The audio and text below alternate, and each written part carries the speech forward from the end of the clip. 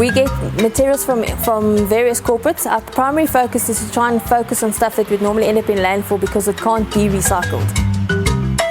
It's really by teaching people that waste is actually got value. Everything can be looked at really differently and turned into something of value. My name is Winnie McHenry. I'm from a company called Upcycle Creative, and we basically reinvent stuff from waste, teaching community how to make money and make a living from waste. The idea is we help corporates with their waste problems, so we find out from them what it is that they don't have a solution for. We've got a lot of corporates that will give us branded products, so t-shirting that have been printed and misprinted. We will cut up the bottom of the t-shirt and use it for a drawstring bag. We use it to make our masks, and the top part of the t-shirt where it's branded, we'll cut that up. So the whole part of the entire product gets used, and we make sure that corporates are like at least 97 to 99% zero waste to landfill. We have a shop that basically supports the community, so we help them sell their products that are made from the waste. With the COVID thing, we've had to close down our shop for a few months. Thank you. Bye-bye. I taught our ladies how to actually just turn our t-shirts and some of the fabric into actual masks. It's a whole CMT arrangement, but it's done in the community. So CMT is cut, measure and trim. So it's like a factory production of clothing and masks and stuff, but done within the community. So we just coordinate and quality control everything and make sure that when we get the product at the end of the day, it's in perfect condition. And we also we'll help with the templates and stuff like that.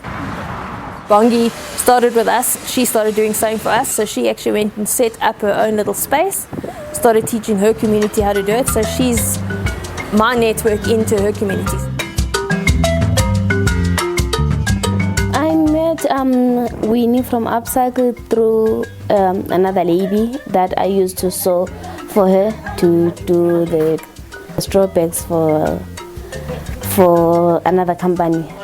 My name is Bongi Shabalala, and I live in Swaneville, and this at the back is the sewing center that we opened in Swaneville to help the ladies out. Most of the ladies here, they were sitting at home because since the lockdown, most places were closed, so we had to make some money to feed the families.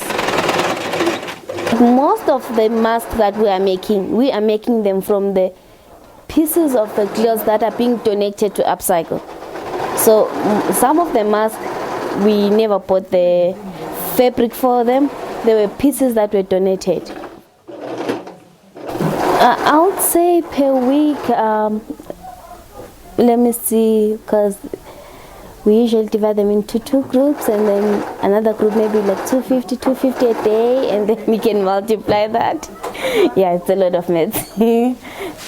For me, especially, it made me very proud that at least I am doing my part.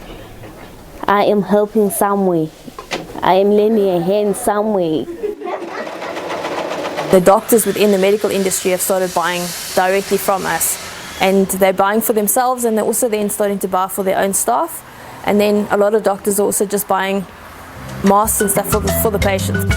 We did in April 25,000 masks for a man, and that's when we realized we can do up to 5,000 masks a day, because we were really pushing. But yeah, it was crazy. It was crazy, and we had to even ask other ladies who couldn't even come here to come and help us, because it was a big order, so we had to roll. I've got quite a few ladies just individually that are scattered throughout, like Alex, Randburg, Orange Farm, Vereniging, as far as Verenigings, Sharpeville. So it's just spread. It's this like web of fabric and sewing happening in the background that I don't even know myself where it all goes. I just have my key ladies that check everything, and I'll get them back. Beyond Corona, the plan is to keep the ladies, teach them other things to do, so that as time going forward, we have other things to do.